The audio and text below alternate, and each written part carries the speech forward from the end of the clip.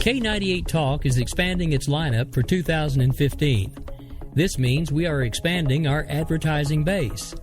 Whether you're a startup trying to push through to the next level or an established business trying to supplement your advertising budget, web-based advertising is a solid investment. Thanks to Talk's newest partnership with TuneIn Radio and instant access to our sister station, K98 FM, we give you worldwide access at a reasonable cost. Interested parties should email us at sales@k98fm.com.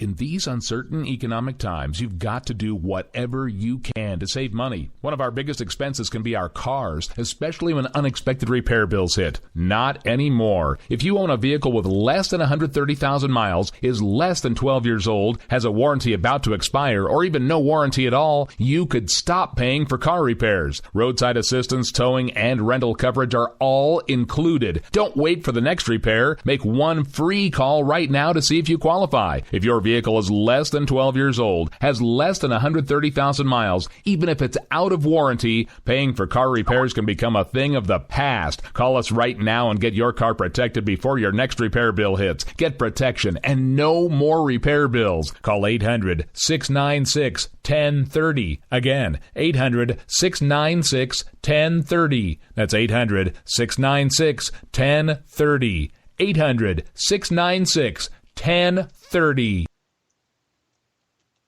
Joe had huge problems with the IRS. I knew it was coming. I hadn't filed taxes since 1990. All the IRS letters coming in added up to a nightmare. To get up to like $68,000, my heart started beating fast. It's like, there's no way, man. I mean, I ain't going to be able to do this. Then they stopped his paycheck. So that's when I started making phone calls and found U.S. Tax Shield. U.S. Tax Shield went to work immediately. They just took the bull by the horns. What blew my mind is he called the IRS right then and there. So why is U.S. Tax Shield A+ rated with the Better Business Bureau? Joe knows. They saved me a ridiculous amount of money. If you owe more than $10,000 to the IRS or state, choose the company Joe chose, U.S. Tax Shield. It was the best decision I made. U.S. Tax Shield is the way to go. Life is good. Thank you, Lord.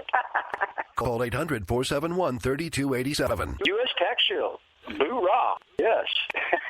800-471-3287. 800-471-3287. Game on, where progressives fear us and rhinos tremble. Welcome to the political jungle. I'm JD. This is Stacey. No one is safe. No one is spared. Lock up the children. And the old folk. Welcome to the world of liberservative conservatarians.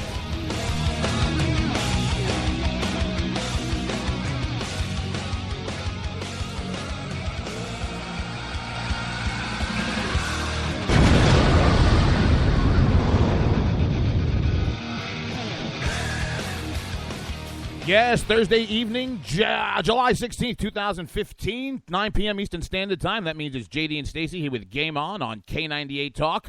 Stacey and I were together today. Well, not together today. I mean, she's down in Georgia and I'm up in New York. But we were saying we had everything prepped for the show, and all the news kept breaking, and we're going to say, what the hell are we going to do? Kids, it's a sad, sad, sad, sad world, so we're going to have to do this to get ready for it.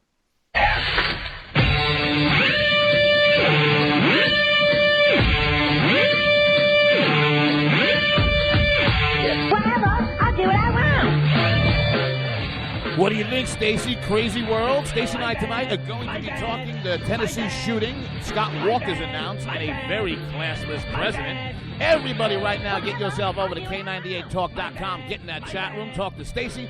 Say hi to all the good listeners in there. And remember, you can find us here for Game On every Tuesday night, 10 p.m. Eastern Standard Time, Thursday, 9 p.m. Eastern Standard Time, and Sunday, 10 a.m. for that Bloody Marys and broadsheets, baby. Your cure for that mainstream media hangover.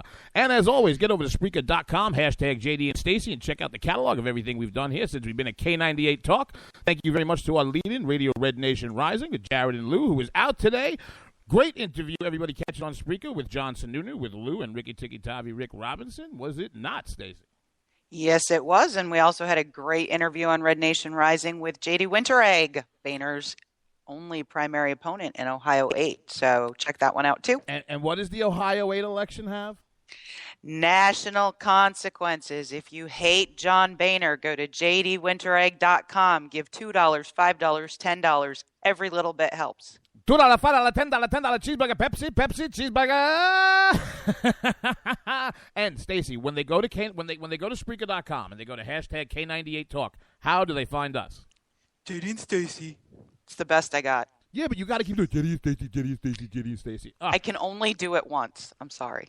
You'll get it. Unfortunately, today we had to deal with. That's right. By who? Oh, Durka. I mean, there's no way that we can't set up and lead directly with this, correct? Absolutely not. Guys, this happened 70 miles from my house. This happened a place that I go regularly. The fact that this hit so close to home is absolutely terrifying to me. I've had friends who have gone to presentations regarding Islam and radical Islam. We know we have 2 camps here in Georgia. We know there's one in Dalton, Tennessee. One of the speakers at that conference is a college president who happens to be a reformed Muslim, who is now I believe he's a Baptist minister. And after he spoke at this conference, 2 men in their full regalia came and sat in his church while he was giving his sermon. This doesn't just happen in cities. It's happening in small towns. And Chattanooga is not that big, guys. It is not that big. It is not a major metropolitan area at all. What is a reformed Muslim? One who's okay with conventional suicide bombing? No, he left the Muslim church. So weapons of mass destruction?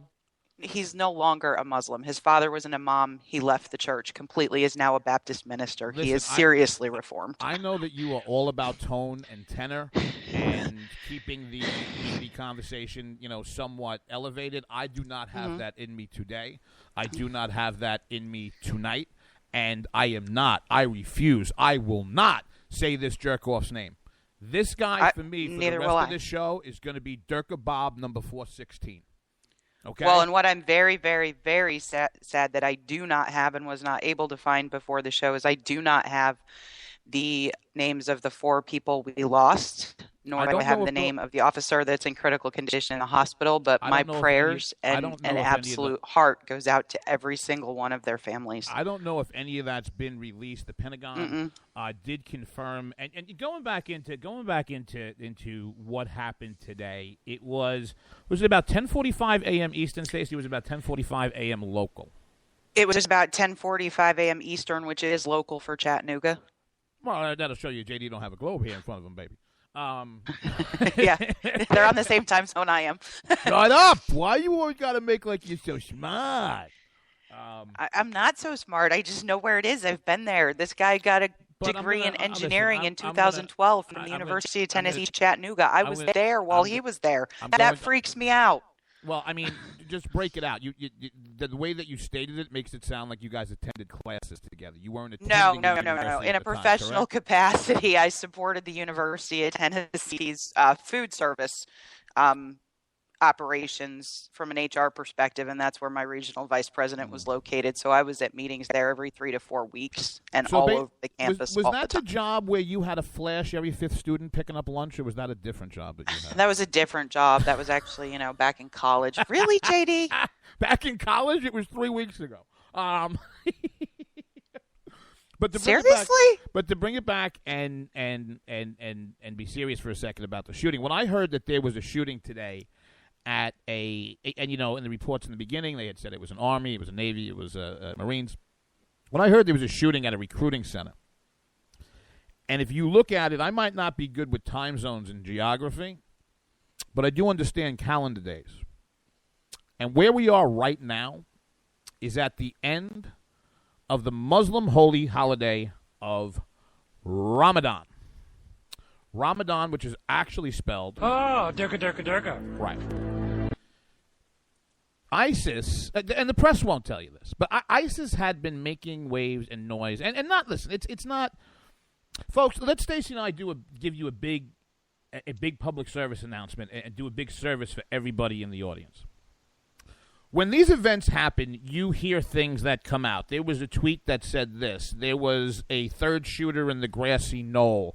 It was raining. It was sunny. It was light. It was day. You really do have to let the dust settle. You're all smart enough to realize that the overall scope of what happened. But you didn't need to know much other than there was a shooting at a recruiting center. And what blew me away was the FBI, and correct me if you've read anything differently, Stacey. The FBI, to my understanding, had the lead formally on the ground in this investigation in about its third or fourth hour. That does not happen. The state attorney was already involved in the fourth hour. The first news coverage or public statement I saw came from the Tennessee state's attorney, who said the FBI and the DOJ would be involved, as well as DHS. Now, we'll get to our extraordinarily classless, no empathy unless for somebody he read about in a Columbia textbook president, who actually made a statement on this shooting today, seated. I want to say that again for any of you who've only heard the audio of it. President Obama's statement on the shooting today, which, by the way, never mentioned the word terrorism, radical, fundamental, extreme, or Islam. He gave the speech sitting down.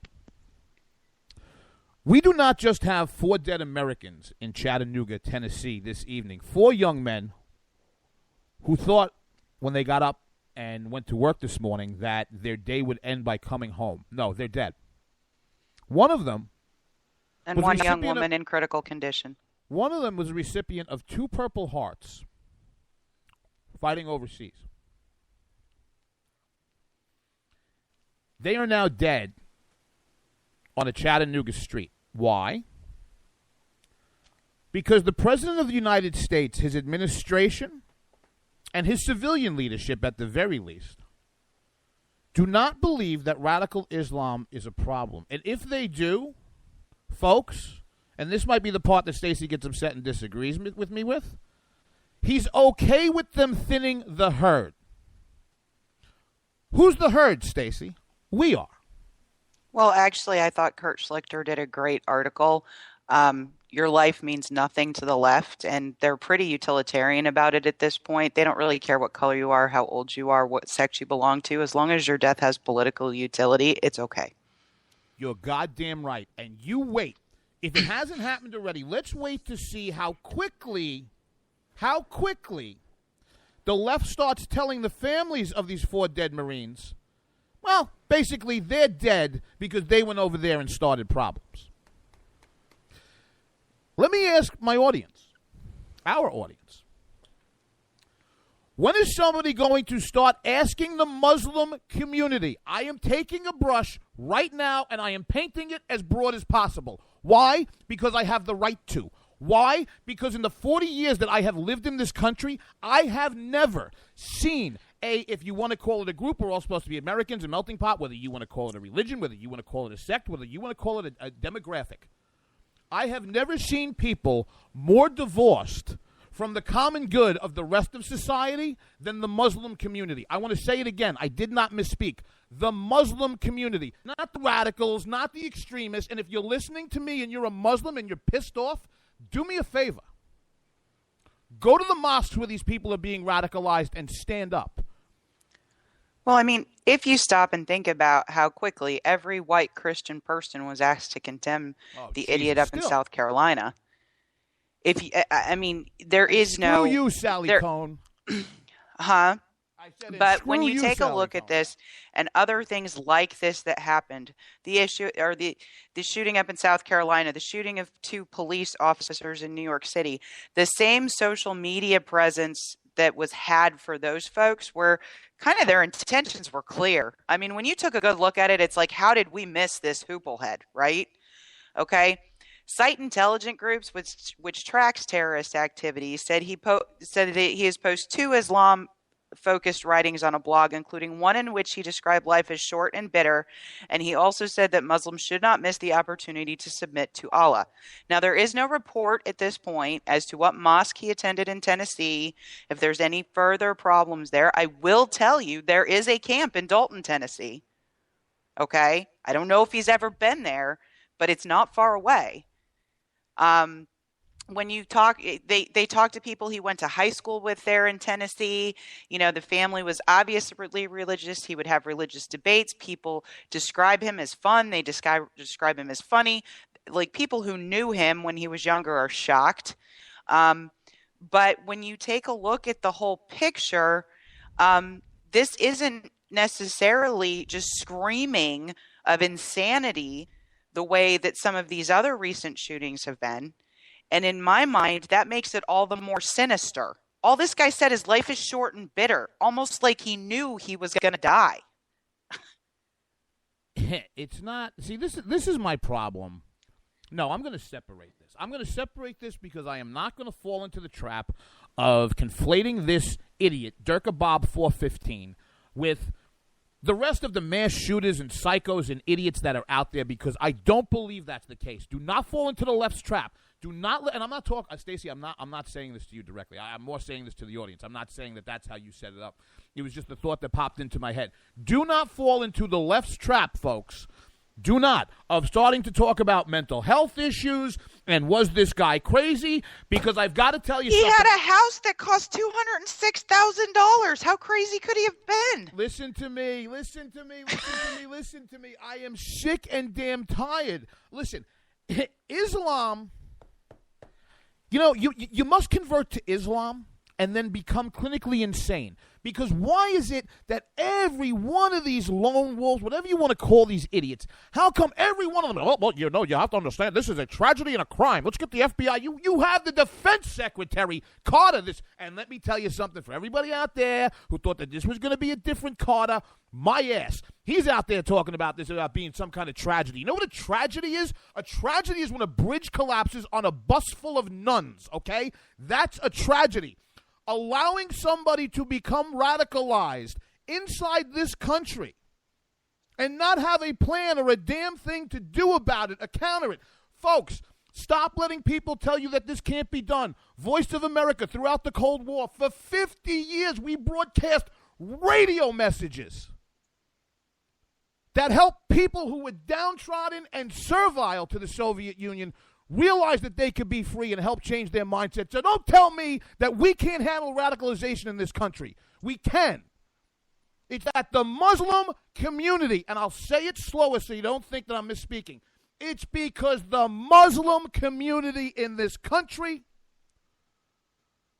values their fealty to any other Muslim above their membership as a U.S. citizen. And I don't give a damn what anybody says about it. That's how I'm feeling it tonight.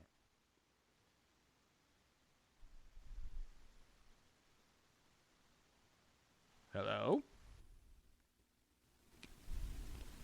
Did I lose my co-host, or did I just lose the whole audience?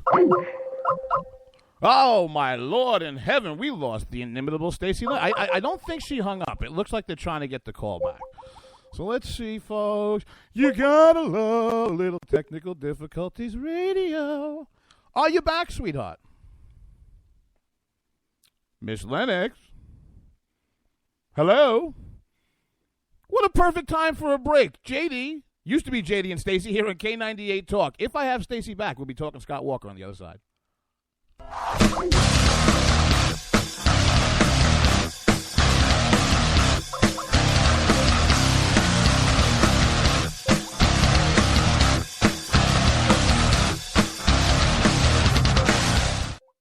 If you like your health care plan, you'll be able to keep your health care plan. This is the most transparent administration in history. Not even a smidgen of corruption. Fact is, we had 4 dead Americans. What difference at this point does it make? If you got a business, you didn't build that. The feeling most people get when they hear a Barack Obama speech, I felt this thrill going up my leg. I mean, I don't have that too often. Steady. It's time to hear the truth about America's biggest challenges. Ricky Robinson, host of America Off the Rails, will tackle the important issues facing America today as he tries to keep America from coming off the track. Get ready to hear the truth every Monday through Friday starting at 7 p.m. Eastern, 6 Central, here on K98Talk.com and the Spark Radio Network. Welcome to the face. Welcome to the face of the new democracy.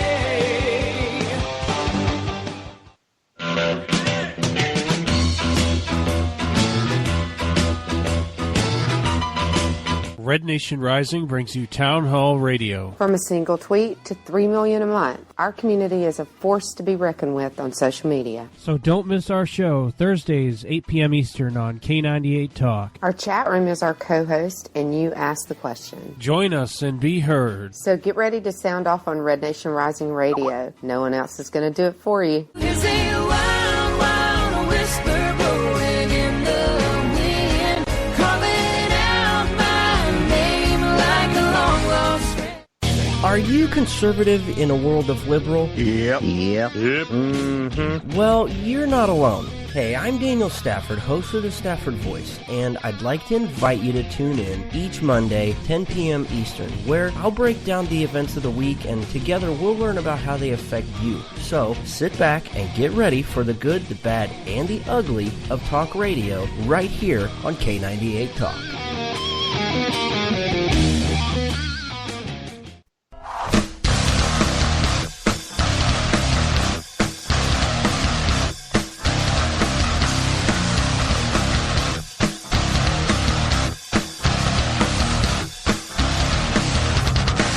Political freaks, geeks, in my back alley sneaks. Welcome back here with JD and Stacey. Yes, I have Stacey back to Game On here on K98 Talk. Everybody right now, get over to K98Talk.com, get in that chat room, say hello to Stacey because she is back, even though her internet went wah, wah. We want to thank all of our old listeners, new listeners, everybody in between, and let you know that you can always find us live at Game On, Tuesday nights, 10 p.m. Eastern Standard Time, Thursday, 9 p.m. Eastern Standard Time. Then Sunday morning, we switch gears, baby. We downshift a little bit for that Bloody Marys and broadsheets, your cure for your mainstream media hangover. And as always, get over to Spreaker.com, hashtag K98 Talk. The two things that you must listen to first at K98Talk.com, at Spreaker.com, hashtag K98 Talk. America Off the Rails, Ricky Tikki Tavi, Rick Robinson had a phenomenal interview today with former Governor John Sununu. If any of you have never heard former Governor Sununu interviewed, the man is just, he's a force of nature unto himself. And please check out the hour before us tonight. Rick was sitting in for the inimitable Lou, baby, that female Barry White of the radio, with Jared, and they had a great interview with J.D. Winterrake, who is running to replace John Boehner in Ohio's 8. And that election has what, Stacey? National consequences. Woohoo! And we have audio of, where the hell is it? This was Boehner responding to that interview.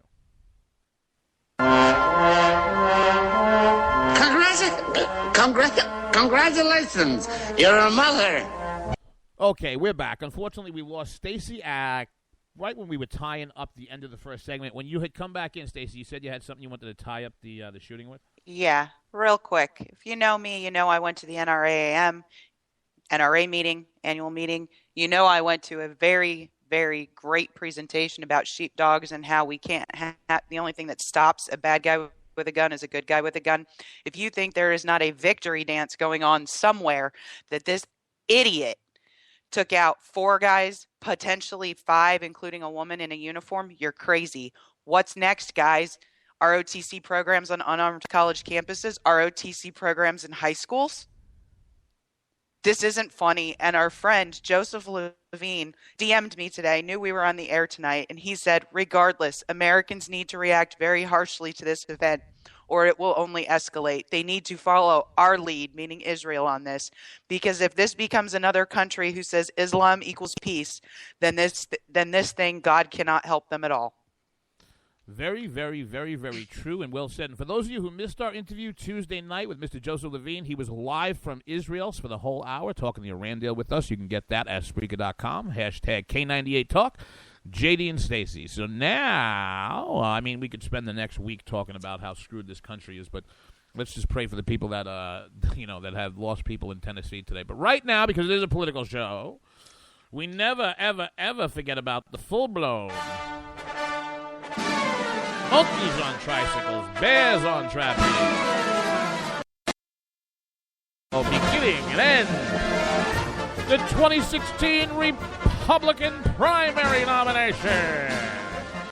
Candidate 432,936.5 announced a couple of days ago. Am I? No, correct? he's not a half a candidate. At least give him a whole. Lindsey Graham is a half. Well, listen, you love to tell everybody about your Ivy League education. How did they teach you math in the Ivy League? Every week I say this. That Scott Walker equals a whole. Lindsey Graham equals a half. Hold on a second. Every week I say there's 432,967.5 people running for president, right? I just said there's 432,968.5 people running for president. I counted Walker as a whole. If he was a half, we'd be back to round numbers. You use so many numbers in this show, whether it's the number of Durkas, the number of candidates, the number of Hillary scandals. I can't keep track of all the numbers. The number of sexual organs on Caitlyn Jenner. Okay. Ew. Caitlyn is neither a Caitlyn or a Jenner. Discuss. No. Today, we said we were never going to talk about that again. Tonight on Thursday Night Political Coffee Talk. Who's been hitting the chin with more balls, the Mets catcher or Caitlyn Jenner? Go. I hate you. I had absolutely no intention of doing that and going in that direction. Holy Christ. Oh, whenever you can get a who's been hit in the chin by more balls joke. Ron wanted you to know 3. What? 3-1. I don't even remember what the hell I'm asking anymore. Okay, so Scott Walker has thrown. Heaven Sarcasm says you can put makeup on a pig and it's still just bacon.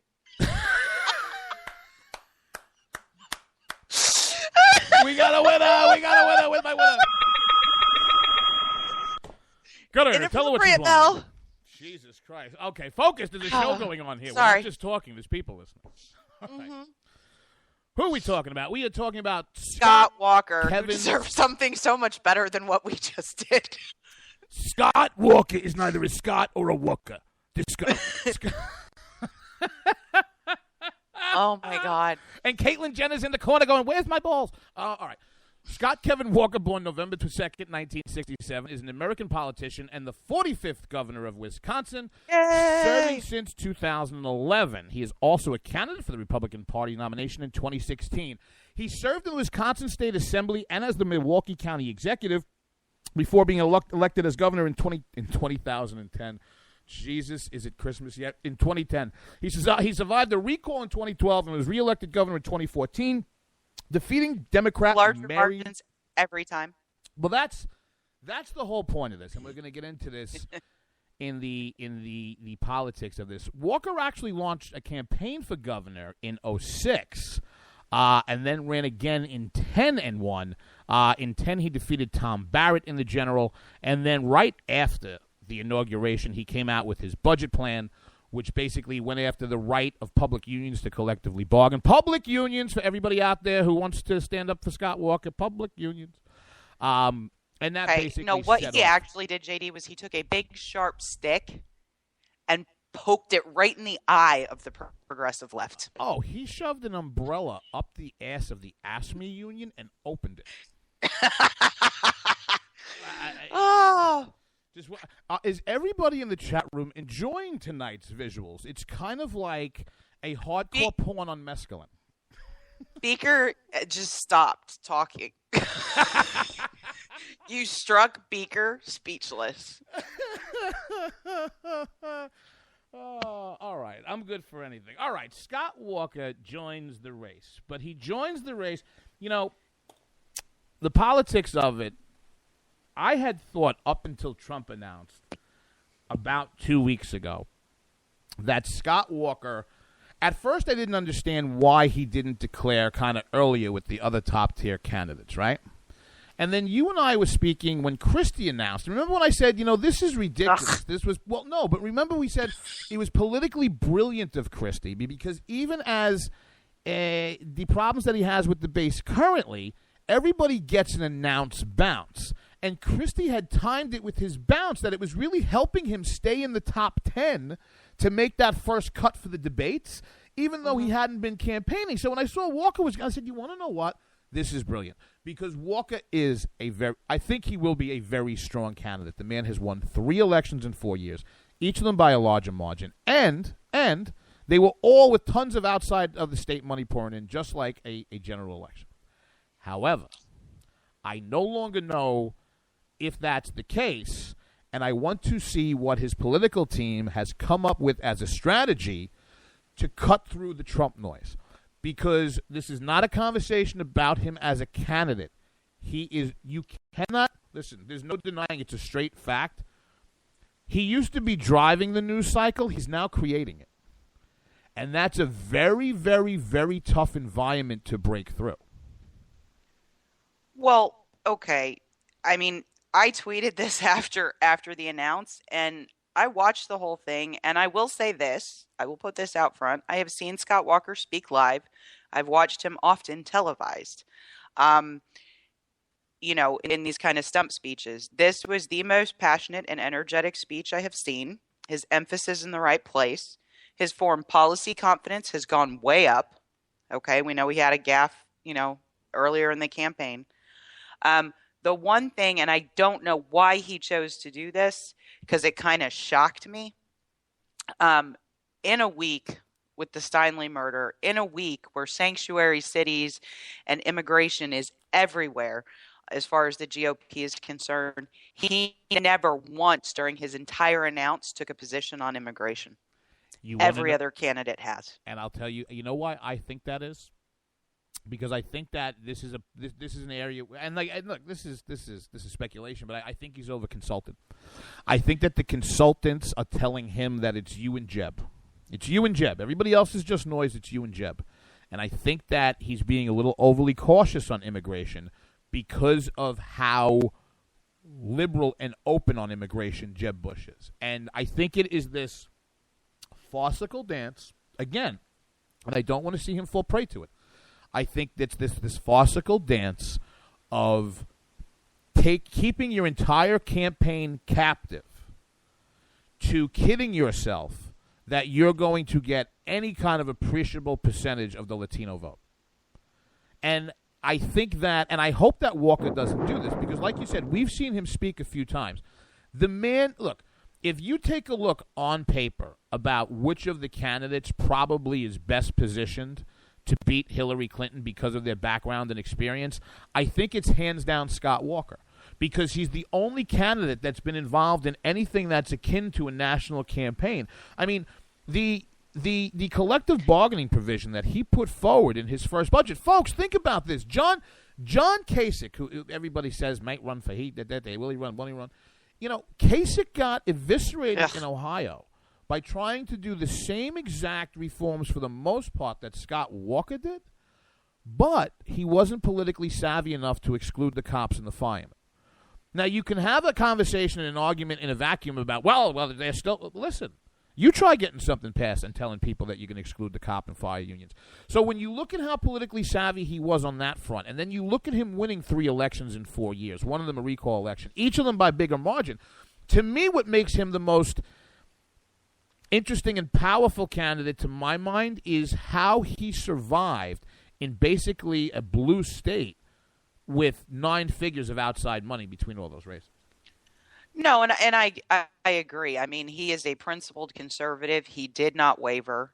He has defunded Planned Parenthood. He has taken away tenure and seen education statistics improve. Okay, he's done a lot of great things in Wisconsin, and he and his family have held strong without a doubt. What I will say is I've also been listening to Rick Perry, one of the other governors in the race, who is not getting a lot of play. And I would tell you that I think of the 2 men in the race that can clearly articulate what they've done in a state, there are 2 no other candidates. I think either one of them, given the recency of their record, given some of the things they can tout, okay?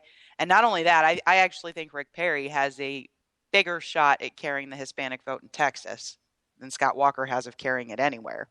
But if you look at their two recent records, I mean, Jeb Bush's past record can't hold a candle to it. No, but if you look, and there's a lot of red meat based things that he's done. You have to have photo ID to vote in Wisconsin elections. You cannot use college ID. However, I think you can use your concealed carry permit. I love that because that absolutely drives the left. That drives the left absolutely crazy. He got and then the chief ghoul at Planned Parenthood today came out and tried to call him barbaric, which I almost fell out of my chair laughing. You know that people are worried about you. The first public national. Now, I'm not saying it was the first public national comment by somebody head of a large liberal group. The first one I heard, and it was the day of Walker's announce, was Richard Trumka of the AFL-CIO. Oh, that was hysterical. Who came out. Richard Trumka. Suck it, Rich. Yeah, exactly. Richard Trumka, all right, called Scott Walker a national disgrace. For those of you who don't know who Richard Trumka is, he looks like an evil version of the Swedish Chef. He is basically the late 20th and early 21st century version of Jimmy Hoffa, only we haven't been lucky enough for somebody to shoot this guy twice in the head and bury him in Giants Stadium. So we got to live with this jerk-off for a while. Richard Trumka, as the head of the AFL-CIO, the union movement in this country knows that they're in a death rattle, especially in the public sector side. And this is what makes Scott Walker so dangerous to these people. When you take a look at Trumka now and the rest of the unions, they always used to leverage themselves for basically economies of scale to have more power. But, when they are combining on a national level from a strategic point of view, because they know that if Scott Walker offers up on the national level what he offered up in Wisconsin, the public sector unions die. The public sector union hates Scott Walker because he got right to work through the legislature, which does two things to the union. It decreases their density and decreases their dues, which totally impacts their political power. What does it do to the individual? It increases their liberty and choice. And absolutely. After those reforms, when public sector union employees who up to that point were compulsorily placed in the union and had to pay dues, when given the option of whether or not to stay in the union and pay dues, Stacey, what percentage of them left? Oh, God, I don't even remember. It depends. 70 or 80 plus. 70 or 80 plus percent. Basically, it's a dead. Yeah. And then they all come back in the year of the contract so they can vote on the contract because they're still covered by the union contract. So they still get the same wages that the union does.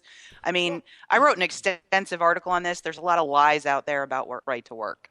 Well, you want to know something? He's also the person perfectly positioned to make an argument about minimum wage. Now, there's many arguments about minimum wage. However, I haven't heard one of our guys make a coherent one yet. Now, Scott Walker is somebody who could make a coherent pitch about minimum wage.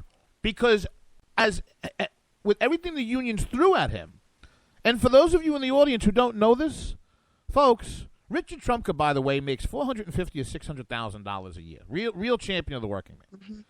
When these union heads and reps are advocating for an increase in minimum wage, do you know why that is? Because their pay scale and structure is hinged to it. Which means when there's an increase in the minimum wage by a percentage, so is it to Mr. Trumka and the rest of his cronies at the top of the unions. Yeah, but they actually asked for an exception to it in unionized workforces like in California. Correct me up. And then we'll get into listen, Scott Walker will have so much fun with Cankles. I mean, she's talking about unionizing. Oh my Uber. God. And Scott, there is only one reason that Cankles wants to help the unions, and it goes right back to density and dues, because unions, by and large, and 90% of their money goes to the Democratic Party, regardless of what their members think. Unions are not democratic associations, no matter what they want you to think.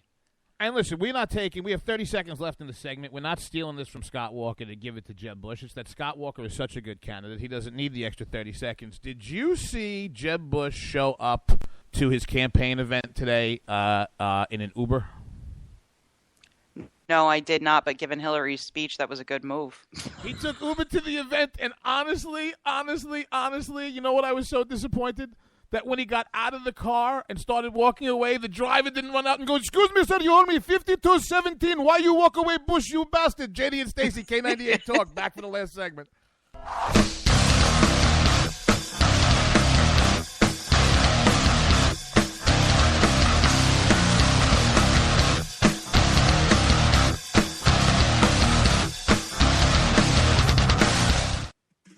Hey everybody, this is Jason, host of According to Me. I'd like to invite you to check out my show. It's a 2-hour show that lasts 60 minutes in...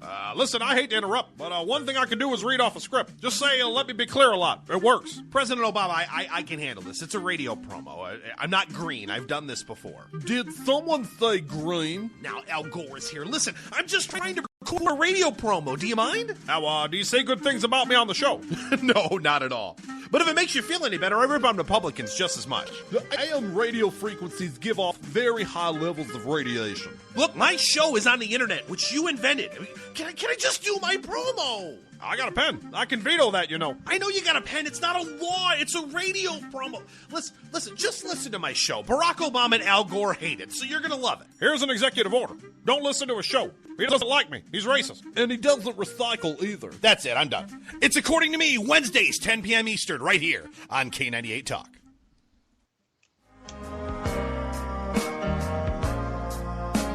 I'm easy like Sunday morning. Wondering why you're up early with us on a Sunday morning making a cocktail?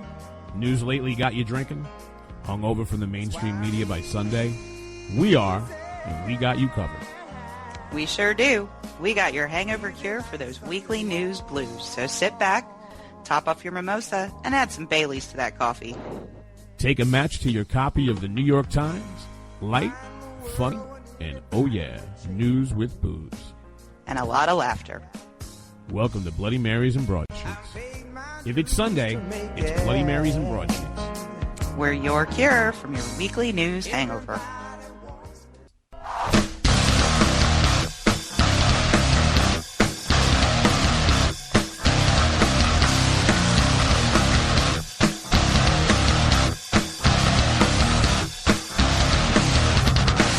Welcome back, everybody, to K98 Talk. JD and Stacey here on Game On. Thank you, everybody, for listening this evening. We're here in the third segment. Get over right now to K98Talk.com. Get in that chat room. Talk to Stacey. And all our listeners know exactly what do you do when the show is over. You go over to Spreaker.com, hashtag K98 Talk, and you find JD and Stacey, JD and Stacey, JD and... Except tonight, what you're going to do is you're going to go to Spreaker.com, hashtag K98 Talk, and you're going to find America Off the Rails first. You're going to listen to Rick's interview with John Sununu. Then after that, you're going to top off your drink, and then you're going to listen to Rick and Jared's interview on Red Nation Rising with J.D. Winteregg, who is running to replace John Boehner in Ohio's 8th. And that election has what, Stacey? National consequences. Sorry, I can't type and talk at the same time. You know okay. Wait, but when we're on the listen, when you and I are on the phone, that's fine to ignore me and keep typing. On the radio, you stop typing and start talking. Yeah. See how that works? Oh, I'm sorry. Listen, I can hang the phone up and finish the show myself. Would you rather type? No. I was answering someone in chat, JD. Woo! How is everybody in chat? They having fun tonight? I think they're having fun tonight. Take a poll. If you're not having fun, just let me know. Raise your hand. I can't take a poll. Why not? I just can't. Can we get to Obooboo's absolute hypocrisy? Ugh, I was trying to fill time and then get out and not have to talk about this jerk off. I know, but I mean, come on. All right, well, let's back up. You want to know what I think the best setup for his hypocrisy is? This is Johnny Jerkoff, otherwise known as President Obama, giving the announce on the Iran deal the night it came out. And just listen to what he has to say about the deal.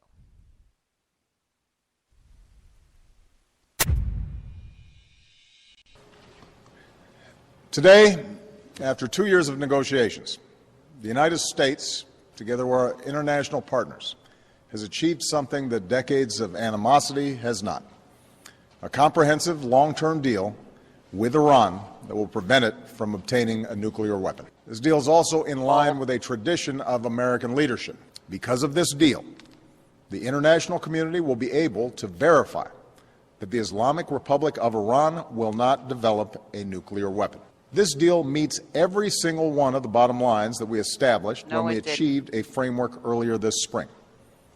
Every pathway to a nuclear weapon is cut off.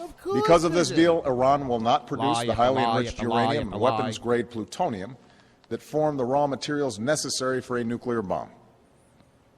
Because of this deal, Iran will remove 2/3 of its installed centrifuges, the machines necessary to produce highly enriched uranium for a bomb, and store them under constant international supervision. Iran will not produce enriched uranium for the next decade. Iran will also get rid of 98% of its stockpile of enriched uranium. As Iran takes steps to implement this deal, it will receive relief from the sanctions that we put in place because of Iran's nuclear program. We're not listening to Both the whole America's thing, own sanctions and sanctions imposed by the United States. I've heard enough. It's not the whole speech. That really was a 240 cut of it.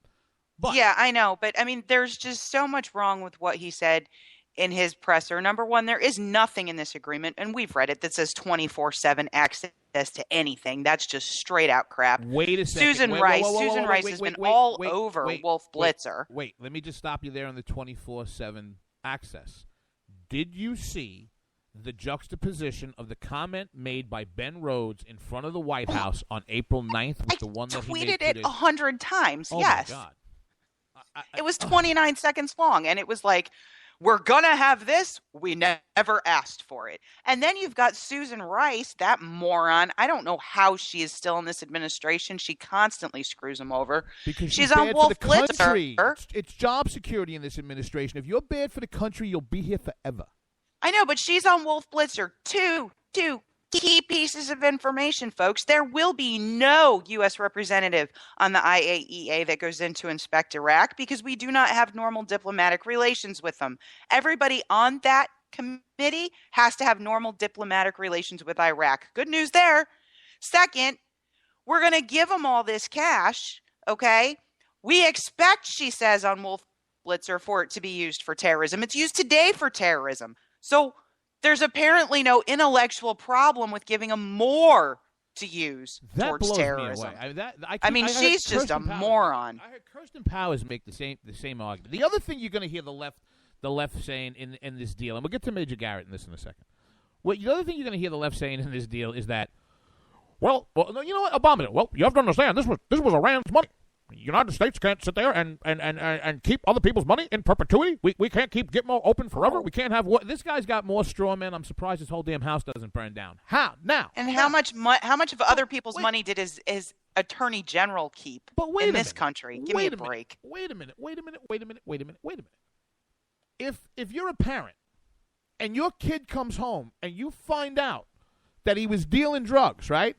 And you take the $5,000 out of his pocket, then according to this administration, the working logic is why do that? Because at some point it's his money. You're going to have to give it back to him.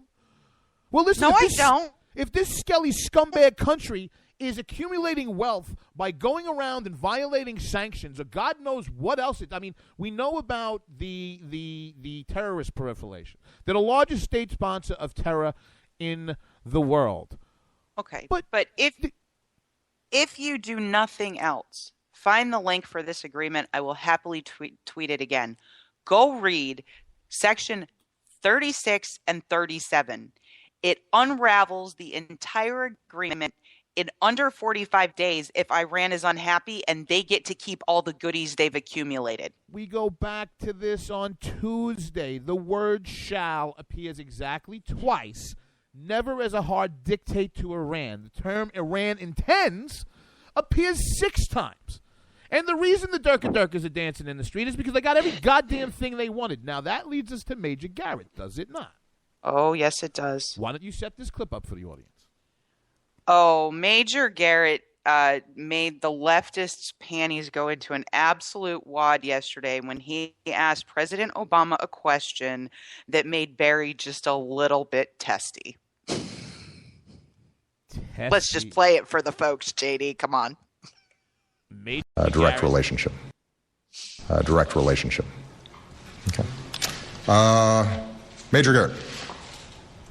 Love this guy. Thank you, Mr. President. As you well know, there are 4 Americans in Iran, 3 held on trumped-up charges, according to your administration, and 1 whereabouts unknown. Can you tell the country, sir, why you are content with all the fanfare around this deal to leave the conscience of this nation and the strength of this nation unaccounted for in relation to these 4 Americans? And last week, the chairman of the Joint Chiefs of Staff said under no circumstances should there be any relief for Iran in terms of ballistic missiles or conventional weapons. It is perceived that that was a last-minute capitulation in these negotiations. Many in the Pentagon feel you've left the chairman of the Joint Chiefs of Staff hung out to dry. Could you comment? I got to give you credit, Major, for how you craft those questions. The notion that I'm content as I celebrate with American citizens languishing in Iranian jails.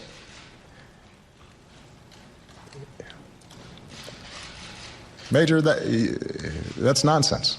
He wants to punch him in the face. And you should know better. And I've you met should with know the families of better. some of those folks. Nobody's content.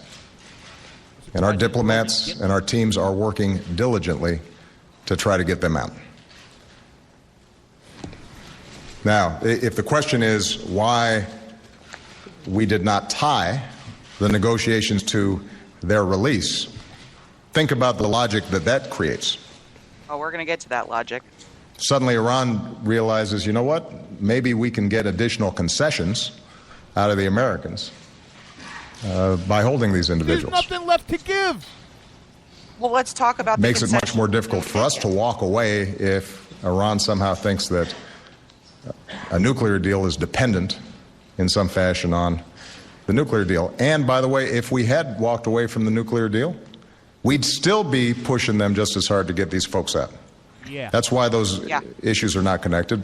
But we are working every single day to try to get them out, and won't stop until they're out and rejoined with their families.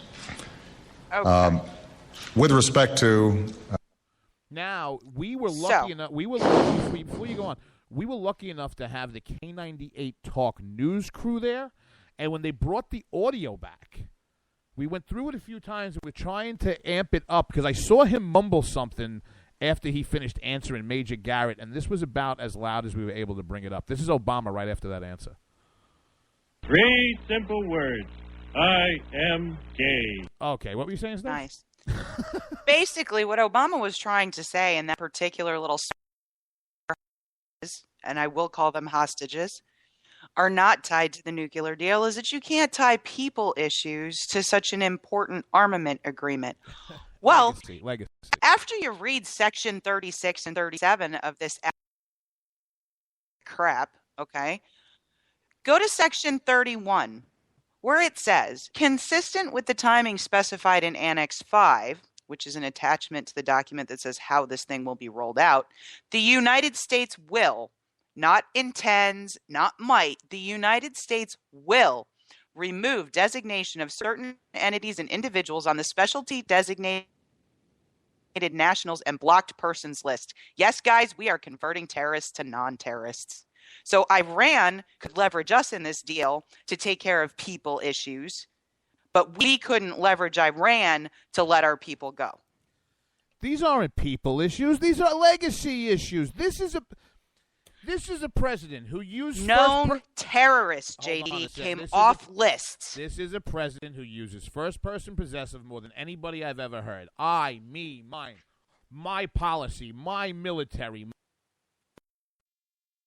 That. Let me tell you something, Obama. How about this? How about this, my ass? My ass. You want to know why? Because this was about what he perceives as his legacy, and he was going to be goddamned if the lives... The paltry lives of 4 commoners were going to get between him and the books of history. And on those same pages in that history book, you mark my words, the blood of the next round of U.S. soldiers that have to go back into the Middle East while it's in the middle of a nuclear arms race to fight these people conventionally, because these folks didn't have the temerity, the guts, the gumption, or even the common courtesy to give a damn about your national security. When that happens, I'll make this my last Very clear statement of the night.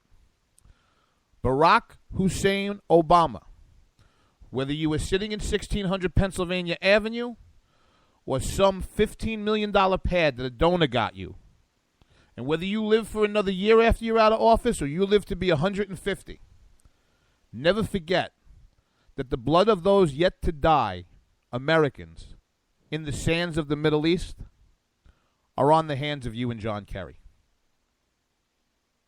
And that's all we got tonight. You got those keys, lady? I do. Let's put them in the ignition and get up on out of here. All right. Ooh, what are you doing tomorrow, lady? Do not, folks, do not stop the pressure on your representatives to defund Planned Parenthood now. And Stacey and I want to thank you again because we got the paid advertising going. And as always, JD makes the Viagra commercial fun at the end of it. So stay through the whole outro. We're going to see you guys Sunday at 11 a.m., Tuesday night again at 10 p.m. And God willing, if Obama doesn't kill us, we'll wake up in the morning. Bye, kids.